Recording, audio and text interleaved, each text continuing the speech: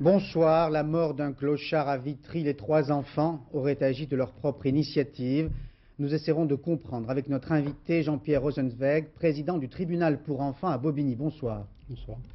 Procès Villemain. La 5e semaine sera marquée par un témoignage attendu, celui de la belle-sœur de Bernard Laroche, Muriel Boll. Un espoir à Genève, fragile mais réel. Les Serbes seraient prêts à faire des concessions.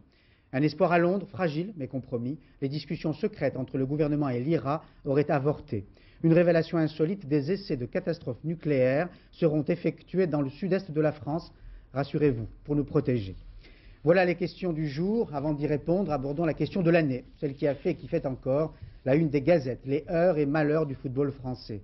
Les ondes de choc de la défaite contre la Bulgarie se sont fait à nouveau sentir aujourd'hui avec la démission spectaculaire du président de la Fédération française de football, Jean Fournet-Fayard. Bonsoir. Bonsoir. Vous nous direz pourquoi vous avez démissionné et ce que vous ressentez ce soir.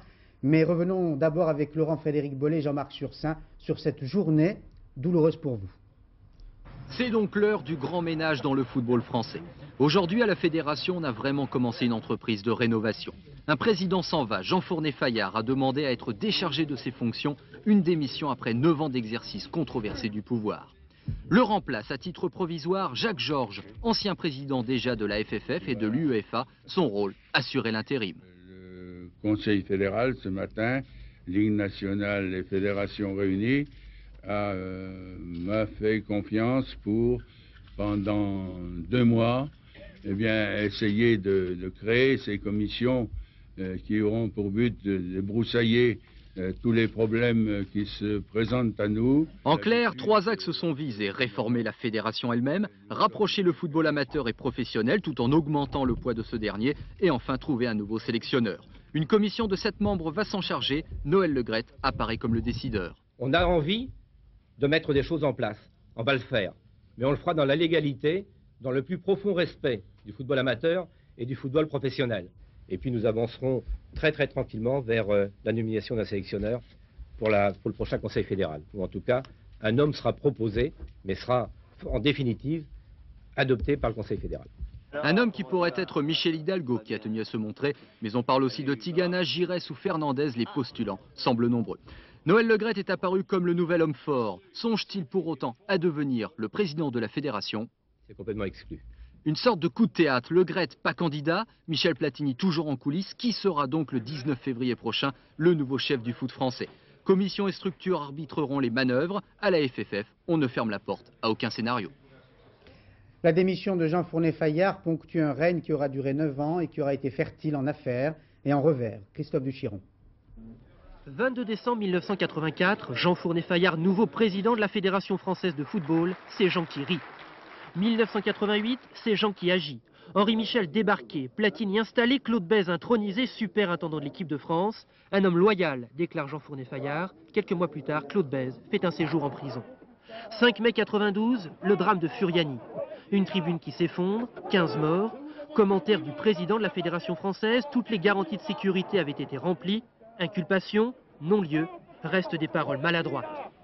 C'est qu'il parle, Jean Fournet-Fayard. Le fric, les clubs, les salaires, le foot français devient une affaire qui engendre des affaires. 23 mai 93, Valenciennes-OM, un match qui déclenche une incroyable tempête. Corruption, subornation, instruction, mais pas de sanction. C'est Jean qui plie et la FIFA qui agit et qui fait condamner l'OM.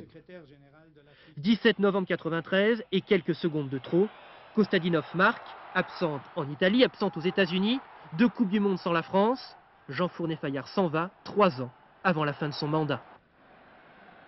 Un homme s'éclipse, un autre apparaît, réapparaît. Michel Platini, l'ancien joueur vedette, a été reçu par le ministre des Sports, Michel Alliot-Marie. Du coup, la rumeur va bon train. A-t-il été pressenti pour diriger la fédération?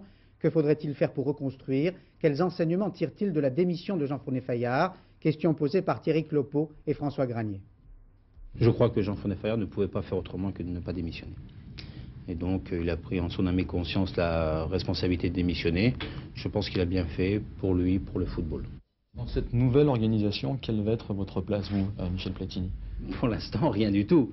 Rien du tout. Mais éventuellement, s'il y a un comité exécutif qui se met en place et qu'il y a des gens qui ont envie de travailler et qui demandent à d'autres personnes de venir travailler, dont moi, Je pourrais que j'accepte, mais ça dépend qui vient, qu'est-ce qu'on fait, quelles sont les compétences de chacun et vers quoi on s'oriente. Je n'aurai pas le temps de m'occuper personnellement de refaire le football français et notamment de m'occuper de l'équipe de France tous les jours. Donc c'est impossible. Le profil du nouveau sélectionneur, j'imagine que vous avez quelque chose à dire là-dessus. Je ne vous dirai pas de nom parce que je ne sais pas qui est candidat déjà. Moi, vous savez, on parle beaucoup de moi, mais j'ai jamais contacté personne, j'ai jamais donné un coup de téléphone. Et c'est vrai, hein, vous pouvez ne pas me croire, mais c'est vrai. Non, je ne sais pas qui est candidat, qui est intéressé. Je crois qu'il faut que ça soit avant tout un meneur d'hommes. Le principal grief, la principale critique, si vous en avez une contre Gérard Houllier, ce serait laquelle? D'avoir perdu le match contre Israël. Mais les joueurs, on peut les mettre dedans. Hein. Et puis l'entourage aussi. Hein. Je crois que quand on a la possibilité de gagner un match contre Israël, qui est une des plus mauvaises équipes du monde, pour se qualifier pour la Coupe du Monde, il fallait saisir cette opportunité et pas attendre le match contre la Bulgarie. La Bulgarie, c'est simplement la justice du sport qui fait que quand on dédaigne un peu certains adversaires, on est puni. Jean Fournier-Fayard, donc vous avez démissionné, vous n'êtes plus le président de la Fédération française de football. Que ressentez-vous ce soir? Je dirais presque un soulagement. Le lynchage médiatique dont j'ai été l'objet à plusieurs reprises, 5 fois, 10 fois, devenait insupportable. Et je crois qu'à un certain moment, il faut être capable de prendre des décisions. Je l'ai prise toute seule, tout seul. Tout seul, tous ceux qui autour de moi sont mes proches. Je vais commencer par le ministère de tutelle, Mme Alliot-Marie, que ce soit les présidents des ligues régionales, que ce soit même le Conseil fédéral cet après-midi, ou ce matin, le Conseil fédéral, tous ces gens-là, si vous voulez, souhaitaient pratiquement que je reste. Ça veut dire quoi le lynchage médiatique? Lynchage médiatique, ça veut dire que, eh bien, dans toutes les affaires que vous avez évoquées ici, je pense réellement que j'ai payé un peu pour des autres. Je vais les prendre les uns après les autres. Ça veut dire très précisément que vous ne mettez pas en cause les médias. Quand vous dites lynchage médiatique, là il y a une ambiguïté dans ce terme. Je mets en partie en cause les médias, alors, mais c'est pas. Ça veut dire, pour moi, c'est plus un problème. Ce qui médias... m'importe, c'est que c'est moi qui prends la décision. Et je considère qu'actuellement, l'image médiatique qui est la mienne n'est pas bonne. Et que tout le monde autour de moi en souffre. Et qu'à un certain moment, il faut être capable de dire j'arrête. Trop, c'est trop. Alors, vous avez pris votre décision tout seul, mais pour être tout à fait clair, vous vous considérez ce soir comme le bouc émissaire. Je me considère en partie comme le bouc émissaire, mais le problème n'est pas là. Bouc émissaire, j'ai admis, bouc émissaire, j'ai démissionné. Je ne présenterai ma démission officiellement à ceux qui m'ont élu, c'est-à-dire l'Assemblée fédérale, tous les représentants de tout le football français, et ils sont 2 millions, 23 000 clubs. Par contre, j'ai souhaité qu'on me relève de mes fonctions présidentielles dans le souci que j'ai actuellement, d'une part de devenir plus serein, et d'autre part de rendre service au football, parce que Coupe du Monde 98. Est-ce que d'autres dirigeants auraient dû prendre la même décision que vous?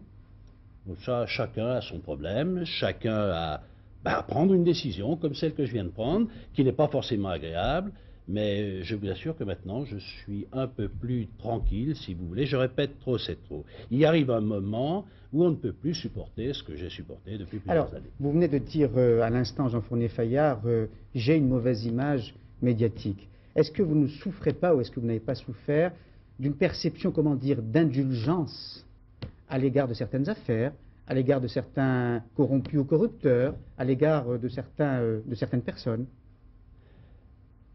Oui. Comme si vous aviez voulu à tout prix défendre le football contre vents et marées, contre faute. J'ai effectivement défendu le football. Mais mal. J'ai défendu le football, ça c'est votre avis, j'ai défendu le football en prenant en compte les problèmes et en prenant en compte tous les désirs, les sensibilités de toutes les familles. Et c'est peut-être là où j'ai eu tort, si tant est que ce soit un tort. Nous vivons dans un pays démocratique et personnellement, je suis très attaché aux règles démocratiques. Tant qu'il n'y a pas consensus, il n'y a pas de décision. Est-ce que le football, le sport le plus populaire en France, si aimé des jeunes et même des jeunes les plus démunis dans les banlieues, est-ce qu'il n'a pas souffert du fric et des années fric?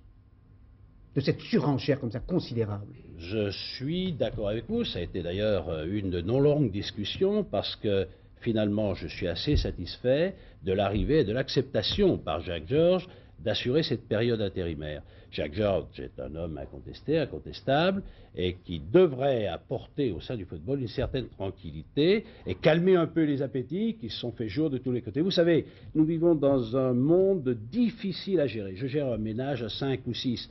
Un ménage traditionnel est difficile à gérer. Là, c'est encore, c'est encore beaucoup plus difficile. Et je crois qu'avec tous ces envahisseurs économiques, tous ces gens qui cherchent à défendre leurs intérêts, je me suis toujours comporté de façon honnête, loyale, avec ma conscience. J'ai pu faire des erreurs comme tout le monde. Giroud a dit les Bulgares ont gagné parce qu'ils étaient affamés. Est-ce que les Français n'ont pas perdu parce qu'ils étaient repus?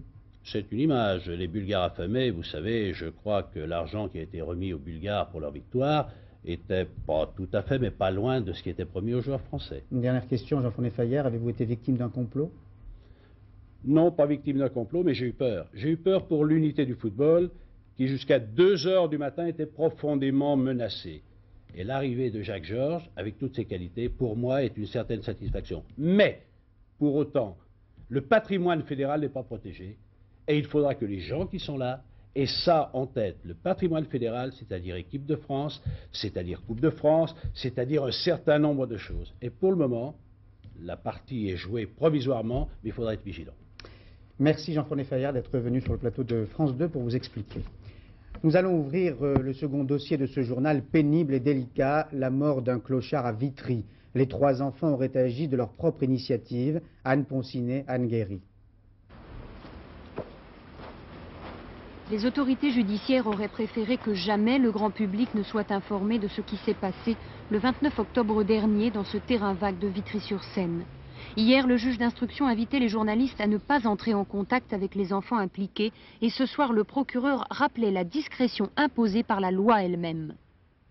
Je demande également dans ce communiqué aux représentants de la presse, qu'elle soit écrite ou qu'elle soit audiovisuelle, de faire preuve dans cette affaire de mesures. Et j'ai notamment rappelé, je rappelle notamment les dispositions de l'article 14 de l'ordonnance de 1945 qui prohibe non seulement la publication de textes mais également les illustrations concernant l'identité et la personnalité des mineurs mis en cause. Les 3 enfants entendus par le juge ont été mis en examen pour coups et blessures volontaires ayant entraîné la mort sans intention de la donner. Un adulte également entendu a été mis en examen pour coups mortels. Il affirme n'avoir pas manipulé les enfants et selon sa déposition, il n'aurait même pas assisté au lynchage. Un des enfants affirme au contraire que l'homme leur a ordonné de frapper. Une confrontation devrait avoir lieu dans les prochains jours pour déterminer la responsabilité des uns et des autres. En ce qui concerne les enfants, une enquête sociale et psychologique a été ordonnée. En fonction de ces résultats, le juge pourra décider d'un éventuel placement en institution. Jean-Pierre Rosenzweig, vous êtes président du tribunal pour enfants à Bobigny. Le juge d'instruction chargé de l'enquête nous demande de ne pas voir les enfants. Est-ce qu'à votre avis, cette demande est légitime? Je crois qu'elle est légitime, oui. Je crois que depuis un mois, ce magistrat, avec le parquet, avec la défense, avec la famille, avec les parties civiles éventuellement, essaye d'apporter la meilleure réponse à cette situation, à la fois problème de sécurité, mais aussi protection des enfants qui sont en cause, et simplement faire la vérité. Et je crois qu'il avait pris une décision qui, au regard des informations qu'il avait, était sage, et effectivement, le procureur de la République rappelle qu'il ne peut pas y avoir de justice et de justice pour les enfants sans un minimum de sérénité. On a le sentiment que tous les adultes sont complètement désorientés aujourd'hui, parce que les enfants ont été confrontés à une violence réelle. Les enfants auteurs, vous voulez oui. dire? Je crois que nous ne savons pas ce qui s'est passé. Il y a des versions contradictoires. On dit qu'ils auraient agi de leur propre initiative. On dit. On dit. Il y a dans ce pays une justice, il y a dans ce pays un juge d'instruction qui va faire la vérité sur les faits. Je crois que personne ne sait. Vous ne savez pas, je ne sais pas ce qui s'est réellement passé. Il y a un juge d'instruction qui est en première ligne, qui connaît le dossier, qui a tous les moyens d'investigation, sur le plan matériel, sur le plan psychologique. Vous ne savez pas, je ne sais pas. Ils auraient peut-être été manipulés par l'adulte. Effectivement, il y a un adulte qui est présent. On doit s'interroger sur ce qu'il a fait, sur ce qu'il a pu inciter les enfants à faire. J'ajoute, il faut bien s'en souvenir, des comparaisons ont été faites avec ce qui s'est passé en Angleterre. Que nous n'avons pas fait. Que nous n'avons pas fait, que vous n'avez pas fait, et vous avez eu raison. Mais rappelons quand même que là, il s'agit d'enfants de 8, 9, 10 ans, qui d'ailleurs en Angleterre n'auraient pas été poursuivis devant un tribunal, puisque un seuil minimal existe dans ce pays. Là, on a affaire vraiment à de très jeunes enfants, j'allais dire à des gamins. Des gamins qui ont peut-être porté des coups sur la personne d'un adulte au point de le tuer, avec ou non l'incitation ou la présence d'adultes, je n'en sais rien, mais de très jeunes enfants. Avez-vous le sentiment Ce qui que est une affaire rarissime. Justement, avez-vous le sentiment que la violence commise par des enfants est plus ample ou plus importante qu'elle ne l'était auparavant? On le dit. On nous dit et on oublie un certain nombre de choses dans les années 50, dans les années 60. Une affaire comme celle-là est très très très exceptionnelle. Vos confrères, pendant l'affaire de Liverpool, ont cherché en France des événements analogues à ce qui s'est passé en Angleterre. Il n'y avait rien. J'allais dire fort. Malheureusement, cette affaire arrive aujourd'hui. Je ne pense pas qu'il n'y a pas de lien entre les deux. Il n'y a pas de lien. Mais c'est rarissime. C'est de la criminalité, c'est pas de la délinquance. C'est évidemment une coïncidence aujourd'hui, mais il y a une commission parlementaire qui a rendu public son rapport sur la délinquance juvénile dans les banlieues. Elle suggère l'éloignement de certains adolescents de leur famille ou de leur environnement. Philippe Boisserie.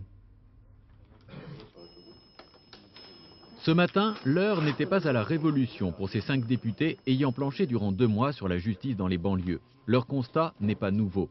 La vie dans ces cités génère une délinquance qui, à son tour, engendre un sentiment de plus en plus répandu d'impunité.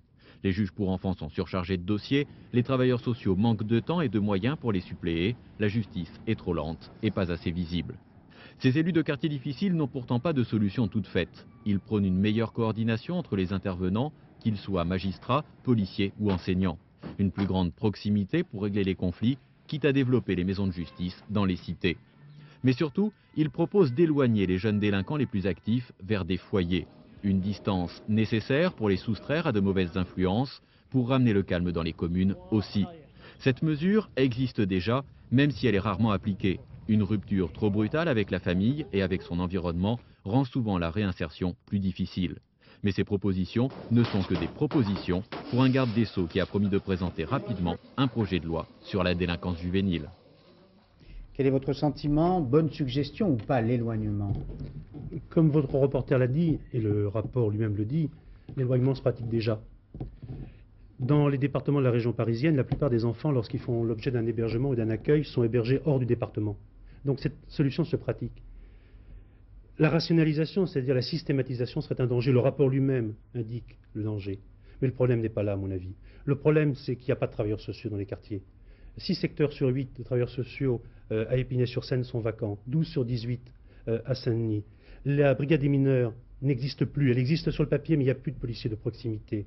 Le problème de logement sont ce qu'ils sont. Les problèmes économiques sont ce qu'ils sont. Les défaillances familiales sont parfois ce qu'elles sont. Alors on peut effectivement se donner comme stratégie de vider les banlieues pour les mettre à la campagne. Qu'est-ce qu'on va faire ensuite? On va reconstruire des murs dans les campagnes.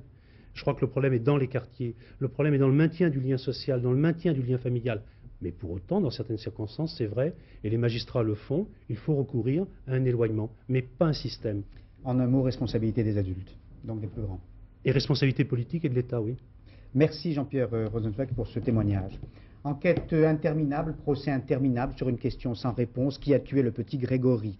Mais les magistrats à Dijon ne désespèrent pas de faire éclater la vérité. En attendant d'écouter demain un témoignage capital, celui de Muriel Boll, la belle-sœur de Bernard Laroche. Ils se sont penchés aujourd'hui sur l'emploi du temps de Bernard Laroche, le 16 octobre 84. Dominique Verdeillan, Gilles Dobler. Pour les avocats de Bernard Laroche, Jean-Pierre Zonca aurait pu être le témoin alibi. Lors de sa garde à vue, Bernard Laroche a affirmé que le 16 octobre, il avait donné rendez-vous à son ami pour aller chercher du vin dans un supermarché de Laval-sur-Vologne, à 1h de l'après-midi, qui l'empêchait d'être à l'épange pour enlever Grégory. À la barre, l'homme est peu loquace. Ce jour-là, il est allé ensiler du maïs. Et depuis 9 ans, le témoin a varié dans ses déclarations, incapable de dire si ce rendez-vous était formel. Résultat, Bernard Laroche est allé seul acheter 150 bouteilles entre 17h45 et 18h15, autrement dit plus d'une demi-heure après la disparition de l'enfant. Bon camarade, contre maître consciencieux, c'est le souvenir que Bernard Laroche a laissé à ses collègues de travail. Ironie du sort, on apprendra de la bouche de son employeur qu'au moment même de son assassinat, Bernard Laroche venait d'être élu délégué du personnel. Audience charnière. Absente de la salle, Christine Villemain reste au centre des débats, car pour la partie civile, les soupçons ne se sont pas estompés avec le non-lieu. En face, Maître Garot rappelle fermement qu'un assassin est un assassin, même mort. Un échange de politesse qui fait dire au président Ruisen, à la veille de la comparution tant attendue de Muriel Boll, que la cour d'assises rentre dans une phase difficile. Un président qui, il y avait quelques jours, avait souligné que la vérité jaillira d'un affrontement. Claude Labbé est mort. L'ancien président du groupe RPR à l'Assemblée nationale était malade depuis plusieurs années. Il ne s'était pas représenté aux dernières élections législatives. Il est décédé ce matin. Il avait 73 ans. Il y a une règle simple en diplomatie. Quand une négociation secrète commence entre adversaires, elle doit le rester pour aboutir éventuellement à un accord. Par conséquent, la discussion secrète qui avait commencé entre le gouvernement britannique et l'IRA et qui a été divulguée est aujourd'hui compromise. Christian Marimono. Le débat aux communes promettait d'être houleux. Il n'a pas manqué à ses engagements. La question était à haut risque. Le gouvernement a-t-il engagé des négociations avec l'IRA? Réponse affirmative. Le bouillant député unioniste d'Irlande du Nord, Ian Paisley, a bondi. « Vous êtes un menteur », a-t-il dit au ministre chargé de l'Irlande du Nord, qui avait toujours démenti de telles informations. La présidente de l'Assemblée parlementaire a expulsé le député pour une semaine. Le gouvernement de John Major a confirmé qu'un dialogue pourrait être envisagé si l'IRA donnait des assurances d'un cessez-le-feu. Curieusement, le leader du Sinn Féin, Gerry Adams, tenait une conférence de presse au même moment dans laquelle il confirmait ses entretiens avec des émissaires du gouvernement. L'Observer, journal dominical, qui a révélé ses contacts secrets, confirme que le Premier ministre était au courant. Dans le système britannique, c'est impensable qu'on peut avoir un processus, quelque chose aussi important que ça, et qui dure, qui n'est pas juste une fois, mais qui dure pendant des mois, même d'après nos informations, peut-être pendant 3 années. C'est impensable que ça peut avoir lieu sans que le Premier ministre soit complètement informé. Depuis l'attentat de Belfast, les bombes se sont tues tant en Ulster qu'à Londres depuis un mois. Le compromis est difficile. Les catholiques exigent le rattachement du Nord à la République d'Irlande. Les protestants, toujours majoritaires, veulent le statu quo. Quelle que soit la voie choisie par le Premier ministre John Major, elle est à haut risque. Refuser le dialogue avec l'IRA, et ce sont les bombes qui prendront la parole. Dialoguer avec l'IRA, ce sont les loyalistes protestants qui s'y opposeront par tous les moyens, y compris la violence et les attentats. Reste à savoir si John Major a la capacité politique d'imposer la paix en Irlande du Nord. Une autre menace pèse sur un accord pourtant historique, l'accord conclu à Washington le 13 septembre dernier entre Israéliens et Palestiniens. Et cette menace est provoquée par la forte tension qui règne à Gaza. Charles Anderlin. C'était tôt ce matin les obsèques d'Ahmed Abourish, un militant du Fatah tué hier soir au cours d'un accrochage avec les soldats. Sa mort fait basculer l'opinion publique à Gaza. Ahmed Abourish n'était plus recherché par l'armée israélienne. Il était sorti de la clandestinité en compagnie d'une trentaine de combattants des Faucons du Fatah, la branche armée de l'organisation de Yasser Arafat. Et à Khan Younes, aujourd'hui, on ne croit plus à la paix. Chaque jour on a des morts. Où est la paix de Rabin? Pourquoi tuer un gars qui s'était rendu? Hicham Joda, le chef de ce groupe, avait été rayé de la liste des Palestiniens recherchés par l'armée israélienne il y a 3 semaines. Sa visite chez le gouverneur militaire devait être un des symboles du processus de paix. Mais aujourd'hui, il annonce la reprise de la lutte armée. Nous reconsidérons notre attitude. Nous avions accepté la décision de nos chefs d'observer un cessez-le-feu, mais pas les Israéliens. À partir de maintenant, c'est nous qui décidons, nous gardons les armes et attaquerons l'armée. Devant la maison d'Hicham Joda, un combattant masqué monte la garde. Les responsables politiques de l'OLP à Gaza tentent ce soir de reprendre le contrôle de la situation, mais on signale de nouveaux accrochages entre le Fatah et les militaires israéliens. Et précisément, un autre chef des Faucons du Fatah vient d'être arrêté par l'armée israélienne. Les Serbes seraient prêts à faire des concessions. C'est une bonne nouvelle qui provient de Genève. Stéphane Magnier. Le petit jeu des regards valait bien des discours aujourd'hui à Genève. Croates, Serbes et Bosniaques musulmans ont réussi le petit exploit de s'asseoir autour de la même table de négociation sans jamais se regarder, sans jamais se serrer la main. À croire que la présence solennelle des ministres des Affaires étrangères des 12 n'avait aucune influence sur le désir des participants de conclure enfin la paix. Il faudra des heures de palabres, en séance plénière d'abord, en réunion bilatérale ensuite, pour que l'on signe enfin un document où les belligérants s'engagent à respecter ce qu'ils avaient déjà promis la semaine dernière, laisser passer les convois humanitaires, l'ONU étant autorisée à utiliser la force en cas de difficulté. L'autre engagement, c'est de recommencer à discuter, ce qui permettait à Alain Juppé de montrer un minimum d'optimisme en fin de journée. Nous avons demandé qu'un rapport périodique nous soit fait sur l'avancement des discussions et c'est la raison pour laquelle aussi nous pensons qu'une réunion, une nouvelle réunion de ce type pourrait être utile dans le courant du mois de décembre. En tout cas, aujourd'hui, on a bien vu quels étaient les points durs de la négociation et on a vu aussi que les différentes parties ne pouvaient pas se dérober à la proposition qui leur a été faite. C'est ça, je crois, le pas important qui a été franchi. Les trois belligérants vont donc se retrouver dans les heures prochaines autour d'une table pour entamer ce qui apparaît être comme les véritables négociations, celles qui sont destinées à rétablir la paix. C'est un succès dans la mesure où de telles discussions n'avaient pas eu lieu depuis 2 mois, mais c'est un demi-échec dans la mesure où, malgré la pression des 12, personne ne s'est engagé sur la voie des concessions. Et dans le passé, des discussions de ce genre ont toujours abouti à des impasses. Et sur le terrain, Croates et musulmans s'entendent pour partager l'aide humanitaire. C'est une bonne nouvelle qui provient d'un petit village de Bosnie, Michel Monponté. Vukanovići, on dirait une paisible carte postale de Noël. Un petit village calme sous la neige. Mais Vukanovići est au cœur de la Bosnie, une enclave croate, en territoire musulman, une petite parcelle d'enfer. Dieu sait qui l'a assassiné de 2 balles dans la tête. Mais tout le monde ici sait pourquoi. Lui avait réussi à avoir de la nourriture, de quoi survivre. C'est pour cela qu'il est mort, tout simplement. Depuis des mois, ils ne connaissent ici que la guerre. Depuis des jours que la faim et le froid. Alors les habitants de Vukanovići, lassés d'enterrer leurs morts, ont osé l'impensable. Quand hier la nourriture de l'aide internationale est arrivée, ils ont décidé de partager, et pas avec n'importe qui. Avec l'ennemi musulman qui les encercle, ennemi peut-être, mais affamé, tout comme eux. C'est vrai qu'on a peur, peur des musulmans, mais on a encore plus peur du froid et de la faim.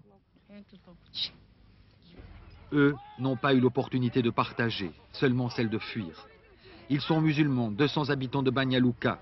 Les Serbes qui les encerclaient les ont enfin laissés sortir de leur village. Geste généreux, là aussi? Et non, rançon. 1000 francs par tête remis à l'ennemi. 1000 francs pour pouvoir devenir à son tour un nouvel humilié, un réfugié de plus. Comment prévenir un accident nucléaire en le simulant? Comment dissiper l'inquiétude légitime des populations en les informant donc? Un essai d'accident nucléaire aura lieu d'ici à 3 jours, chez nous, dans le sud-est de la France. Mais ne soyez pas inquiets puisque vous êtes informés. Patrick Esther, André Sora. Que se passerait-il si un jour le cœur du réacteur d'une centrale nucléaire française devait connaître un accident majeur? De la radioactivité pourrait-elle s'échapper par ces cheminées? Et si oui, dans quelle quantité? C'est pour répondre à ce type de questions qu'une expérience est en cours à l'intérieur de ce bâtiment d'essai situé à Cadarache. Organisé par l'Institut de protection et de sûreté nucléaire, c'est à l'heure actuelle le plus important programme au monde réalisé dans le domaine de la sûreté atomique. Son coût, 900 millions de francs. Son nom, Phébus. Son but, faire fondre une dizaine de kilos de combustible nucléaire pour analyser les gaz, mais aussi les produits de fission radioactifs dégagés lors d'un accident provoqué expérimentalement. À l'intérieur du bâtiment conçu pour résister aux tremblements de terre, une centrale nucléaire miniature a été construite 5000 fois plus petite qu'une centrale de l'EDF. Au centre du dispositif, 25 crayons d'uranium de 80 cm de long sont irradiés dans un réacteur de type piscine. Rien d'extraordinaire. Mais demain, les techniciens vont arrêter les systèmes de refroidissement. L'uranium va alors s'échauffer jusqu'à atteindre 2800 degrés. En fusionnant, ce combustible nucléaire va dégager des gaz, de la vapeur d'eau et des produits extrêmement radioactifs. Tous ces éléments resteront contenus dans des circuits reproduisant ceux d'une centrale classique. Mais dans les heures qui suivront, 300 capteurs au total vont mesurer tous les paramètres physiques et chimiques. Les opinions publiques allemandes et suisses se sont émues de cette expérience, malgré l'optimisme de rigueur affiché par les Français. On fait des essais de ce type sur Cadarache depuis maintenant près de 20 ans. Et jamais rien n'est sorti à l'extérieur. Bon, il est clair que, simulant des accidents, on prend toutes les précautions pour que cet accident ne puisse pas dégénérer. C'est-à-dire qu'on prend comme, disons, fonctionnement normal de des installations ce qui est le régime accidentel d'un réacteur. Donc on recrée derrière ces conditions accidentelles le même nombre de barrières et même plus que celles que l'on trouve dans un réacteur entre le combustible et l'environnement. Jusqu'ici, l'essentiel de ce que les ingénieurs connaissaient de l'accident majeur, ils l'avaient appris grâce à des simulations effectuées sur ordinateur. L'accident, entre guillemets, de Cadarache, doit permettre de savoir si oui ou non on peut faire confiance aux calculs informatiques. La sûreté de l'ensemble du parc de centrales nucléaires occidentales en dépend. Et au moment où Patrick Esther parlait, une dépêche nous arrivait de Washington. Bill Clinton et Helmut Kohl se disent résolus à aboutir à un accord sur le GATT d'ici au 15 décembre. Le chef de la Maison-Blanche et le chancelier allemand ont eu une conversation téléphonique aujourd'hui d'une demi-heure. Ce pourrait être une mauvaise nouvelle pour la France. La dépêche ne dit pas si Helmut Kohl va tenter d'obtenir des concessions de la part des Américains à l'égard de la France. Mauvaise nouvelle, disais-je, pour la France qui recherche depuis le début de cette crise avec les États-Unis une solidarité sans faille de la part de tous les Européens, qu'il a obtenue récemment à Rome et qui, semble-t-il, a du mal, ou aura peut-être du mal, à l'obtenir de la part de son allié privilégié depuis la fin de la Seconde Guerre mondiale, l'Allemagne. Il y a moins de 50 ans, vous n'aviez pas le droit de voter en France, mesdames. Aujourd'hui, vous êtes des super nanas, pour parler français, pour ne pas dire superwoman en anglais. Vous régnez parfois, dirigez souvent, en un mot. Vous êtes épanouis, à l'image de l'un de vos porte-flambeaux, le magazine Elle, militant de votre cause hier, tranquille aujourd'hui, numéro 2500. Bon anniversaire, Elle. J'ai dit super nana, Sophie Davant vous dira tout à l'heure, attention, verglas. Dino Risi vous montrera à 20h50 sur France 2 La Voix de l'amour. François de Closet, à 22h20, rendra hommage aux mères de famille. Et Florence Duprat, à 23h40, vous donnera les dernières infos. Les hommes du soir et du matin, il y en a tout de même. Michel Field à minuit avec Modiano et Gérard Leclerc à 7h50 recevra demain matin Dominique Perben, le ministre des Dom-Tom. Bonne soirée sur France 2, à demain 20h. Bonsoir.